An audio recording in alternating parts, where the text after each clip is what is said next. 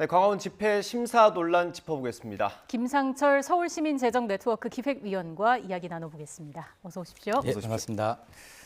저는 아직 못 가봤는데 혹시 가보셨습니까, 위원님? 저는 개장 전에 한번 들려봤습니다. 아, 전체를 다 보신 겁니까? 아, 그렇지 못하고요. 예. 펜스가 이제 철거되고 막 식재를 마무리하는 과정에서 한번 예. 볼 수 있었습니다. 그렇군요. 1년 9개월 만에 새 모습으로 돌아왔는데 집회, 시위 제한이 도마 위에 오른 그런 상황입니다.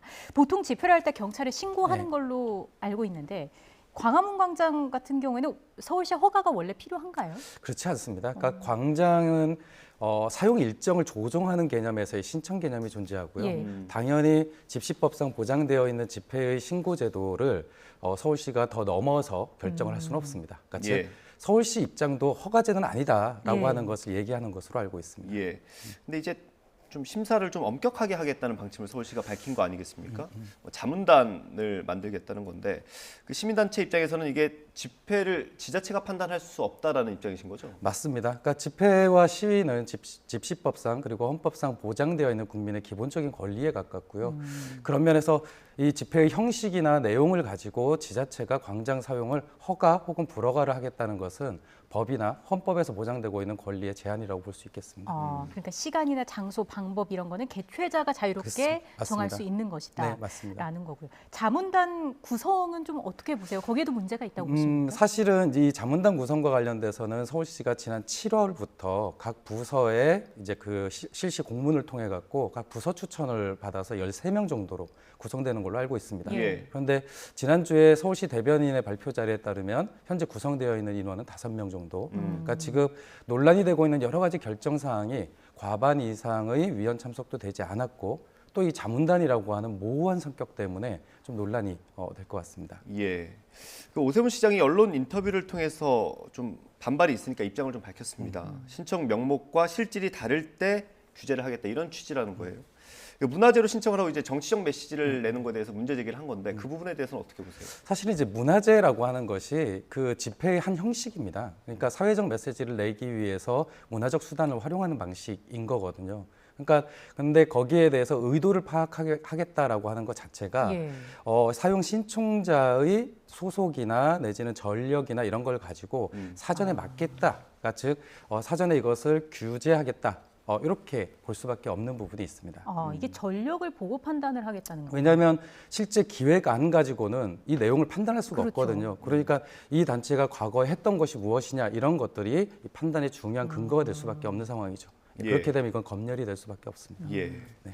이 문화재와 집회 사실 구분하는 거 쉽지 않죠, 맞죠. 요즘에는. 그렇죠. 거의 뭐 같은 행사라고 볼 수 있지 않습니까? 맞습니다. 그러니까 문화재라고 하는 것은 말씀드렸듯이 준비되어 있는 문화 행사를 사회적 메시지에 넣어서 하는 행태를 얘기하고요. 예. 집회라고 하는 것은 그 개최 장소를 좀 벗어나서 행진 혹은 구호 등을 외치면서 자기 주장하는 바를 사회적으로 이렇게 이야기하는 그런 행위라고 볼 수 있습니다. 그러니까 형식이 다른 것뿐이지 실제 그것의 목적을 가지고 구분하기는 굉장히 어렵습니다. 예.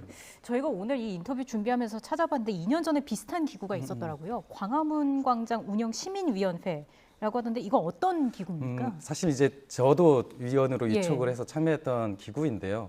그러니까 원래 서울시의 광장을 관리하는 것은 열린광장시민위원회라고 하는 좀 통합적인 기구가 있습니다. 예. 근데 이제 광장의 특수성을 고려하기 위해서 2년 전에 광화문 광장 운영 시민위원회를 구성을 했던 거고요. 네. 제가 위원으로 참여하면서는 이제 운영 세칙도 결정했고 예. 그해 용역이 되었었던 소음 규제와 관련된 연구 용역 결과를 브리핑을 받기도 했습니다. 근데 이게 벼랑간 운영이 안 되더라고요. 예. 예. 예. 그리고 이제 자문단 얘기를 듣게 됐습니다. 운영이 안 된 이유가 있습니까? 사실은 그 당시 구성 자체가 이제 주민들도 있었고 법률 전문가도 있었고 예. 뭐 교통이나 내지 이런 전문가들도 있었지만 저를 포함한 이제 시민단체 전문가들도 있었습니다. 그러니까 즉 의견의 쟁점이 되는 부분은 조금 더 시간을 갖고 토론을 해서 결정하자라고 하는 이야기가 많았고요. 예. 예. 아마 서울시가 생각하는 속도에는 좀 못 맞춰줬던 게 아닌가. 그러니까 좀 답답해 보였나 이런 생각을 하고 있습니다.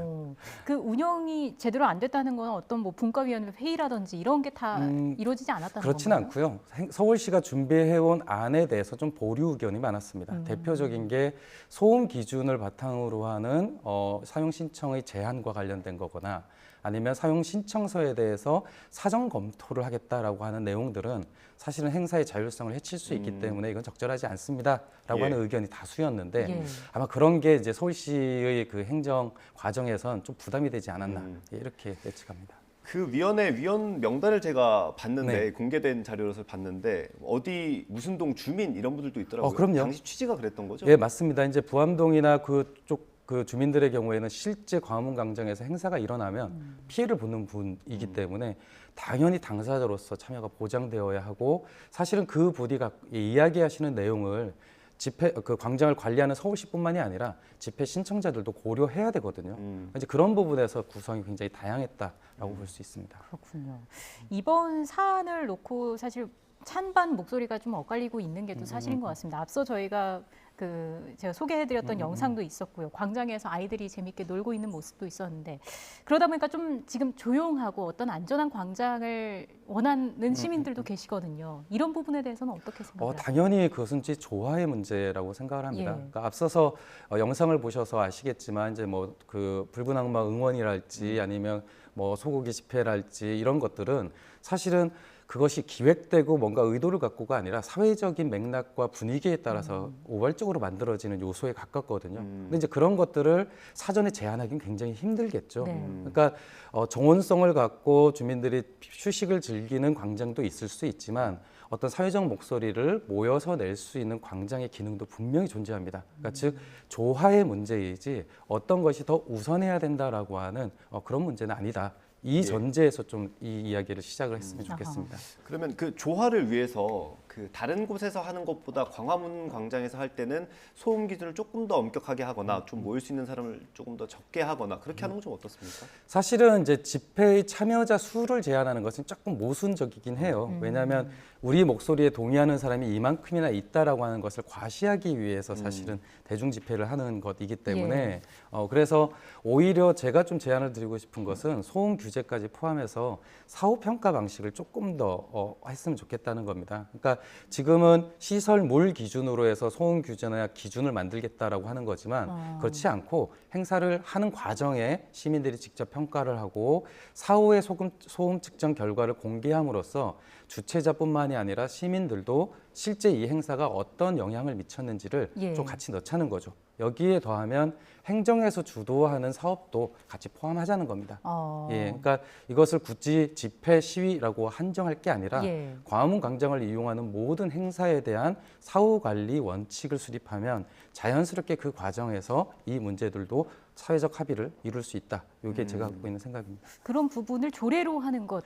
좋죠. 그러니까 조례를 통해서 이 사후 평가와 관련된 기준을 마련하고 예. 이런 것들을 해야 됩니다. 근데 이제 그런 것들을 하려면 그걸 논의하는 위원회부터 일단 좀 균형 있게 만들어져야 되겠죠. 현재 자문단은 그걸 하긴 좀 힘들 것 같습니다. 균형이 있어야 된다는 건 시민들의 목소리가 조금 더 반영된다. 맞습니다. 예. 맞습니다. 그러니까 지금 이 위원회일 경우에는 이제 서울시의 위원회 정보 공개 시스템을 통해서 회의와 주요 회의록이 공개되어 있습니다. 예. 근데 자문단의 경우에는 임의 기구이기 때문에 사실 그런 법적 성격이 없거든요. 그러니까 기왕이면 공식적인 기구를 통해서 공개적이고 투명하게 그런 것들을 진행하면 좋겠다 이런 생각을 갖고 있습니다. 자문단은 균형 있게 구성을 하고 조화를 이룰 수 있는 방안을 찾아야 네. 한다라고 말씀을 해주신 거고요. 지금 집회 제한도 제한이지만 사용료 인상 문제도 좀 도마 위에 오른 네. 모습입니다. 이 부분에 대해서는 어떤 생각이 사실 이제 공공요금이라는 게 뭐 물가가 오르고 관리 비용이 오르면 그걸 반영하려고 하는 게 이제 또 행정기관의 속성이긴 한데요. 네. 역시 아쉬운 건 오르냐 내리냐가 아니라 그걸 누가 어떻게 결정했느냐라고 하는 부분이 투명하지 않다는 거죠. 그러니까 광장이라는 것이 어쨌든 시민들의 공간이다라고 하는 걸 존중한다면 이 광장과 관련된 결정을 하는 시스템을 조금 더 개방적이고 예. 민주적으로 한번 고민을 해봐야 될 것 같습니다. 예. 마지막으로 저희가 뭐 영상으로 조금 정리해서 보여드리기도 했는데 광화문 광장이 가지는 의미가 좀 굉장히 있지 않습니까? 예. 복잡하죠. 특히 이제 아마 여러 가지 의미에도 불구하고 대한민국이라는 국가의 상징 광장으로서 광화문 광장의 위상을 부정하는 분은 거의 없을 네. 겁니다. 이제 이 상징이라고 하는 건 굉장히 다양한 의미를 담을 수 있겠죠. 집회 시위가 가능하기도 하지만 도심 내에 이런 푸르른 정원 같은 광장이 있을 수도 있고요. 예. 그리고 외국인들이 오면 반드시 들려야 되는 관광지로서의 기능도 있을 겁니다. 그러니까 즉 우리의 국가의 상징 광장이라는 그 상징을 좀 더 다채롭게 만들었으면 좋겠다. 예, 이런 생각을 갖고 있습니다. 예. 그동안 뭐 쉼터가 되기도 했고요. 공론의 장이 되기도 했는데 그쵸. 앞으로 그 공간에 대한 그 역할에 대한 논의가 계속 있어야 하지 않을까 싶습니다. 지금까지 김상철 서울시민재정네트워크 기획위원과 이야기 나눴습니다. 오늘 말씀 잘 예, 들었습니다. 고맙습니다. 감사합니다.